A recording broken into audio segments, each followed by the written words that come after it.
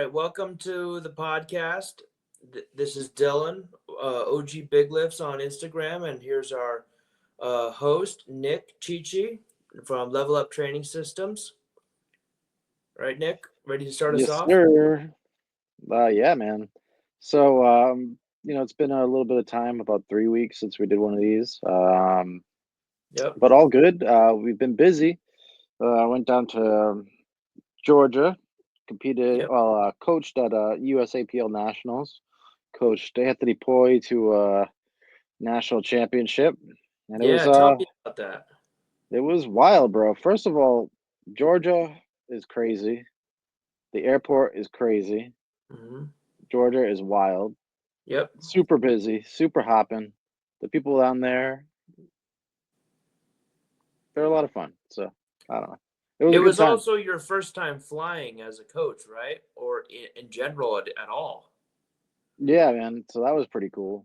Yeah. Never been on a plane, and I went down first class and easy flight, super easy flight. Yeah, but it's part of the experience when you go from being a local coach to being somebody that's going national stage and international is that you have to start traveling. So this is like good experience for us Yeah, and for you as well. yeah, it was great. This is his second one under me, second national competition under me. And last year I didn't make it, so it was good to be there for him this year, and it was good to get the experience. It was a nail biter, man. It was like three-way battle between him and two other competitors, and we ended up pulling for the win, and we tied on Hmm. body weight, so that was pretty crazy. 675 kg total, and 638 pound deadlift to pull for the win and Wow. get his first national title. Yeah, for somebody that's 145 pounds lifting as much weight as you just said there, what was it, 638 pounds? Yeah, his Yeah, final deadlift, and he, you know, yeah, that's easily looking to be at least four times body weight, if not more. yeah, Yeah, yeah. So now we can officially say he's won the nationals. He's ready to go to worlds. yep. He's a national champion in USAPL 67.5 kg division, Hmm. and it was not easy. But that being said, he did have more in the tank on the day. Yeah. So the plan going into this was to open heavy, Hmm. right? And kind of just take what was left.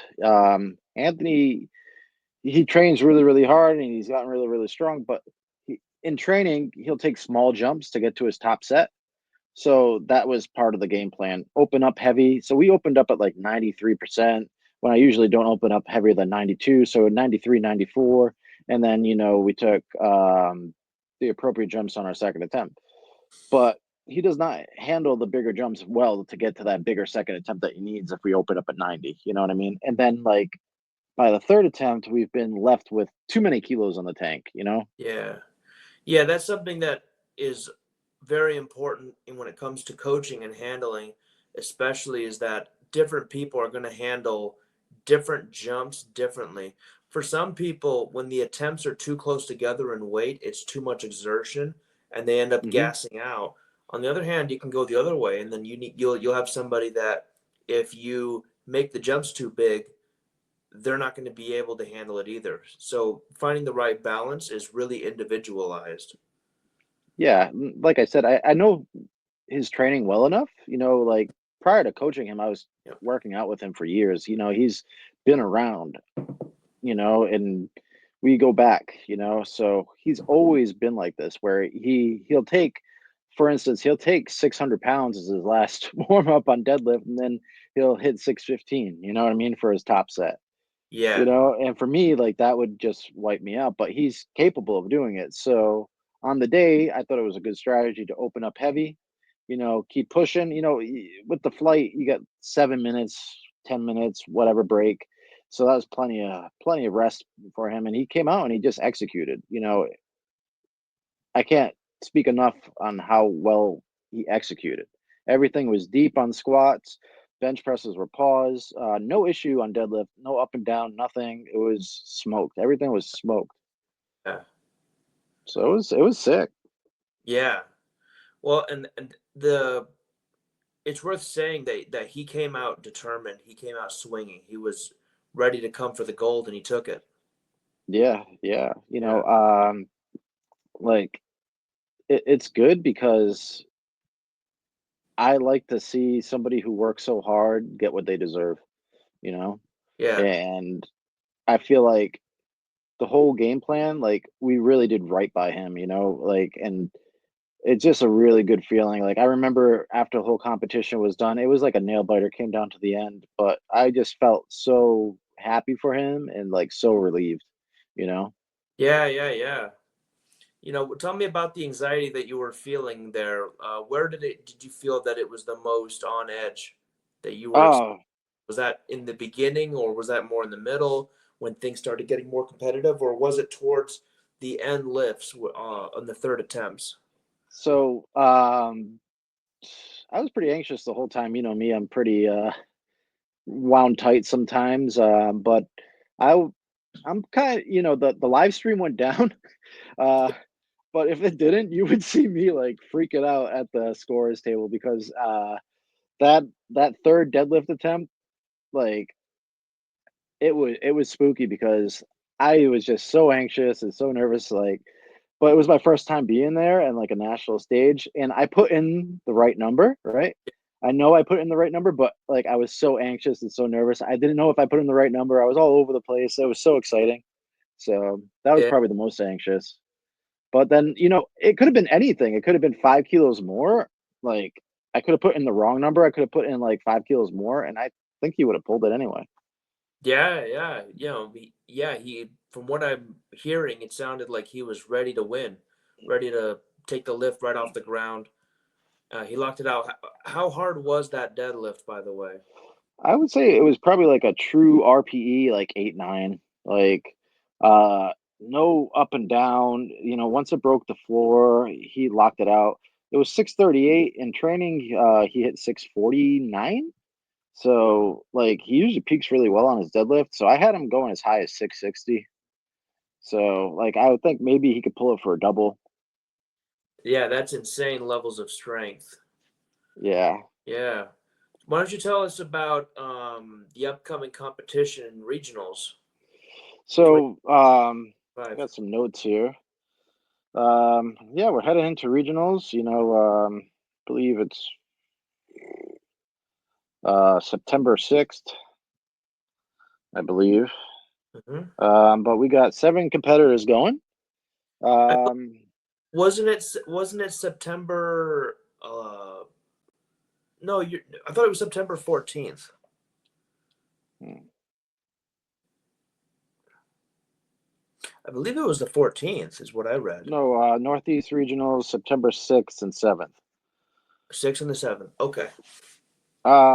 Might be confusing So it with Worlds. all good. Yeah, yeah, you are Oh in yeah, Dec- that's in the December. Worlds in December is going to be 14th. Yeah, so we got 7 people going. We got Nate. I got Dylan, my man over here, OG Big Lifts. I got Jessica. I got Mhm. Brian. I got myself. Anthony is like in and out. He might want to do it. He might not. And then we got Bryn going in the West Nationals.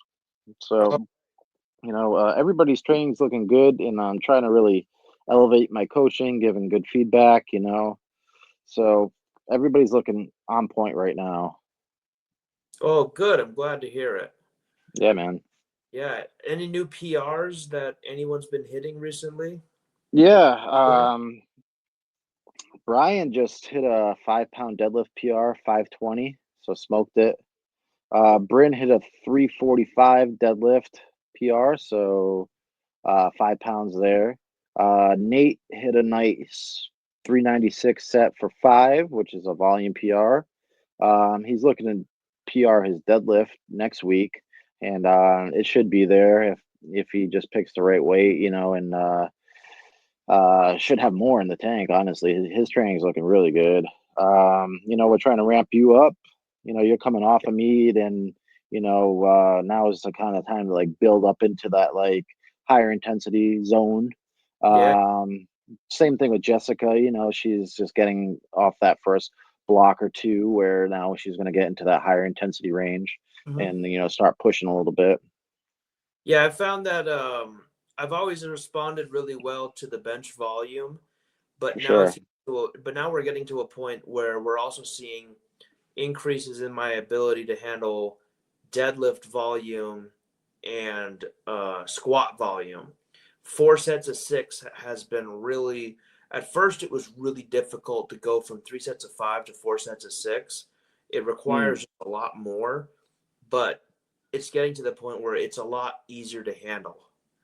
And the weight's going up and up and up. So, it's looking really promising. We're building mass, we're building size, strength.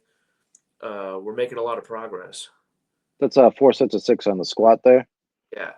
Yeah, man, that has been huge for you. I feel like 24 good reps with maybe a top set in there, higher rep ranges, Hmm. building a lot of capacity in those legs, a lot of pushing power, a lot of squatting power, and Yep. a lot of exposure to work on technique too. Yeah, I've also found that when it comes to going for one rep, not maxes, but sub maximal singles, um, in the beginning of my training, I found that whenever I was going for these big, heavy singles, they were very taxing, and sometimes I would feel it days afterwards. I don't feel that anymore. I feel Mm. that when I go into these big, heavy attempts, I can handle the weight a lot better and come back from that just as easily. Yeah, and that's where like the 4 sets of 6 really come in, because like it's a week one, right? And you have 4 sets of 6. What I would recommend is like, really like capping the weight and like not coming anywhere close to the ceiling. So it's usually going to be at like a 5-6 RPE, but really like a true 5-6 RPE, and then a progression. Week 2 to like 6-7, week 3 7-8, week 4 8-9. But week 1, it's even though it's at a 5-6 RPE, 4 by 6 is still a lot of reps. It sucks. Yeah, yeah, yeah, But yeah. by week 3, you're like, hey, I'm starting to adapt. Then by the end of the block, it's looking good. Then you go into block 2, it's 4 by 6, and like, hey, you gotten accustomed to it, and those singles don't wear you out. Your work capacity's up, and you're stronger overall. Yeah. Now tell me about the beltless deadlift singles. Where did you get the idea to do as many, like you're doing 8 of them and you're going up and up and up each set, but then it's all for one rep, but we're also doing it without a belt. Where did you get the idea for that, and how do you feel um that it helps to build the deadlift? I myself, I've actually seen it improve my deadlift personally. I just don't know what the mechanism is. So I got this from another coach. His name's Eric Hogan. Just the beltless deadlifts in general, Yep. and it's a good way to feel your back muscles working in your brace and building tension, but it's also going to strengthen the overall back. From there too, usually it's going to be a great technique builder, because the weight's going to have to be submaximal, until you adapt, and then you can really feel the brace and the really really good technique and the back working. It's going to add a ton of muscle mass on the back too. So I got that from Eric Hogan. He's a really good coach out of Maine. Um, from the 8x1, I got that from Matt Gary. He's a world renowned coach, and he used to be more of a program coach, but now he's like a game day guy, and he programs uh, multiple singles like that. And something I did was try it first, and I tried beltless singles, and it was like 4 weeks for me being pretty deconditioned, and then I was able to like match an all time PR just by throwing those in there. Yep. So I like the 8x1 on deadlift, because with the deadlift there's no eccentric action; it's all concentric off the floor. So it gives you like 8 different exposures to work up to getting that technique. Yeah, yeah, yeah. I found that because I don't have the belt, I'm really forced to tap into my brace, and Right. it's helping me to build my brace for when I am using the belt, Yeah. Yeah. which I think is a part of the purpose of it. Yep. Yep. So one thing I found that is like kind of a downside to the beltless work is people get really good at it, right? And Yeah. um, when they go to put the belt on, sometimes the belt feels like it gets in their way, but Yeah. it's pretty interesting. That's usually for somebody who's like, kind of like built to deadlift, that, has natural leverages. I find that happen a little bit more often. Yeah. Yeah. Yeah. Yeah. Whereas somebody that might have a little bit more gut in the way, maybe they have to hang the belt lower or higher. They're going to find that when they put the belt on after doing all those beltless deadlifts, it's going to feel like, well, maybe I'd be better off not using the belt. Yeah, beltless deadlifts are great. I tell you what they're not for somebody who has chronic low back pain, you know, probably not a great exercise. That being said, I don't believe there are any bad exercises. You could still make it work, but I probably wouldn't program it for somebody who has chronic low back pain. Yeah. I will say there probably is one exercise that's probably a bad exercise. The behind the head lat pull down. If you're doing your accessory work and we're pulling down the lat pull down, you want to keep it in front of your head. Is from what I've heard, is because when you put it behind your head, there's a lot of internal rotation. What do you think about that? So, like, I personally don't do them. If I were to do them, like, I would still try to find some benefit. Like I've used them to like warm up for a squat, kind of like like pulling the bar like behind me, like I would like a low bar squat or something like that. But yeah, I personally don't program those like ever. As far as like advantages go, I mean, as far as squatting would go, it probably wouldn't be a bad idea as a warm up. But Yeah, as far as building mass goes, I feel like you get the same amount of strength building, if not maybe slightly better, just by keeping it in front of you. yeah, I As would agree. risk to reward, like the risk of you screwing up your shoulders versus the reward aspect, Yeah, you know? yeah, you really don't need to do those. I feel like I maybe some like old school bodybuilders would like swear by them, but like it's not a competition movement for us, so like we don't really have to like push them when like you said, it's a lot safer to just keep the bar out in front of you. Hmm. Yeah. Yeah, yeah, definitely.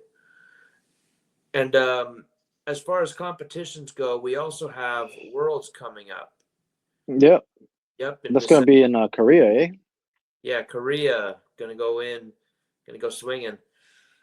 This time it'll be me going for bench press World Cup, and then it'll also be Anthony potentially. Has he Yeah, indicated potentially. to go? He's still mulling over it. I haven't really got a yes or a no out of him, but we'll Yeah, see. Yeah. yeah. One thing that one side effect of having to go when you go from a local meet to a state meet versus state meet to a regional meet, not only does the difficulty go up, but there's also a lot more to the cost that has to be taken into account, especially when you go to probably nationals or the international circuit. That's when you'll find that, like, oh my gosh, the ticket prices, for certain airlines will be a bit more, which is why it's important for people to start saving. You want to have especially if you're a lifter and you have aspirations that you want to go to regionals, you want to go to nationals, you want to go to worlds, you want to do all these different things. uh, One thing that's important is to be fiscally frugal. Get a savings account going, just start saving up money, so that way you have that money and you don't have to miss out on a really good competition just because you didn't have the money ready. Yeah, man. I personally think it's going to be a great run meet. I know the meet director Daniel Kim, and USAPL is putting a lot behind the IDFPA, their new international circuit, and it's going to be fire. Like it's going to be sick. So he runs great meets, and he's a good dude, and he's really trying to be innovative with his meets. So it's going to be a huge production. So it's a good advice. What you're giving is try to make it work. Yeah, yeah. Yeah, one thing that we have to take into account is that, part of being a power lifter is that you have to factor in work-life balance. There's gonna be there's always time for family occasions. Maybe we have friends and family that they want us to do things that, well, there's the time aspect, but then on the other hand, there's also the money aspect as well. maybe some of us have wives, kids. You have to make sure you factor in your finances. Setting up a nice little savings account that you can squirrel away $20 a week. If you let that go on long enough, you have enough pocket money ready to go that you can book a hotel room for a weekend. So Yeah, that's one way people can save up. I mean, sometimes you'll have people say that they can't afford to go travel for a meet. Uh, Oftentimes, it may be more so a lack of planning rather than yeah, financially being unable to go. Because I feel that if you go back far enough and you start saving up, you can probably afford to go anywhere. yeah. It's going to be a great experience. From the little travel I've done, definitely want to do it again. And you know, quite the opportunity to go to Korea. Yeah, yeah, Yeah, it's going to be wild. yeah. Going to Seoul, Korea would be flying over the North Pole. Yeah, major jet lag. Yeah, that's that's But one that's one thing I'm gonna have to start doing though is factoring in what day to land because of the time zone switch. I believe they're 14 hours difference. I could be wrong, but I think it's 14 hours difference. Them versus us. I could be wrong. all right. Yeah. I, Um, I have to accommodate the jet lag. Maybe arrive probably 3 or 4 days before the event. Exercise is the best thing for jet lag. Get a couple sessions in over there, and I'm sure you'll be all right. Yeah. Yeah. You know what? You're 100% right. Just from the exertion would fatigue me to where I'd want to fall asleep. Yeah. It kind of like resets you, I find. Yeah. Um, yeah. That's so with all my clients who travel, I'm like, hey, exercise is the best thing for you. And, they usually come back feeling pretty good after that. So, Well, that's good. Yeah. yeah. Yeah. So, in other words, we got the RI Summer at the Bar at the Top Strength Project, July 19th. July 19th. Um, Is that I'm our going to be, is what's that your that? is that your first meet as Rhode Island Chair? Yep. Yep. All Yep. right. So I'm going to help contribute in running that in some sort of fashion, whether it be referee or, help setting up, spotting, loading, whatever it may be. Mhm. Um, you're going to be there handling one of our lifters, so that'd be good. And I got Nate going in that too, a nice little like tune-up meet for regionals. And Mhm. he, like I said, he's looking pretty good. He's looking on point. He's stays committed, and Yep. locked in, as most of us do, Yep. you know. So excited that for that meet. Then I got the August 3rd Odyssey Summer Barbell meet that I'm going to do to put up a qualifying total for regionals. Haven't really decided if I'm just going to train into it and like kind of like take some token lifts or actually go hard. Um, Yeah. Probably going to go hard if I'm not Yeah. going to lie. Yeah. You're gonna go hard. Yeah, even though like the cut, man, the cut is crazy. I used to compete at 220 and now we're competing at 165 and it's taken me 2 years, but Mhm. it's been different, and you have your good days and your bad days when you're cutting this much weight, you know. Yep. So Well, and I'll but, be there to handle you for that one too. yeah, you'll handle me and it's looking like a pretty stacked meet. I was looking at the roster and there's quite a Yeah. few people in my weight class and quite a big roster overall, so pretty excited for that. Are you gonna bring back the Avatar Aang look and try to go for a little bit of a shave? Something like that. Yeah. No, my wife would kill me. She'd throw me out. Yeah. Yeah. All right. Yeah, so that's probably about it for today, I think. Yeah, I think so. I think we covered a lot of different points, a lot of different topics. All right, brother. So uh OG Big Lifts at Instagram. Yep. And Nick Chichi, level up on Instagram. All right, brother. So have a good night, man. We'll talk soon. All right. We'll see you next time. Take care.